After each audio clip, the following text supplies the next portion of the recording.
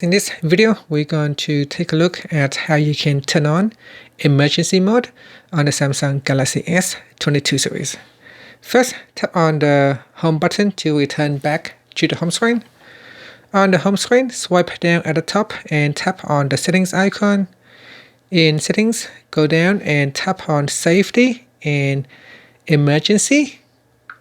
Next, tap on emergency mode. Then at the top here, tap on the toggle button to switch it on. Instead that the home screen will be changed to dark mode to use less battery. You'll be able to use messages, contacts, and emergency calls, but other apps and functions will be restricted. Now tap on the toggle button to switch it on and give your phone a moment or two to activate emergency mode.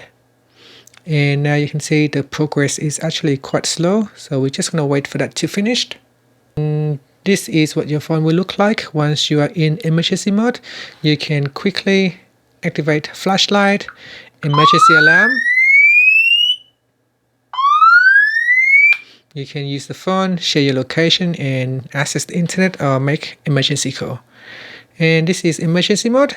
Thank you for watching this video. Please subscribe to my channel for more videos. If you need to turn off emergency mode, you can tap on the option button here and then tap on turn off emergency mode.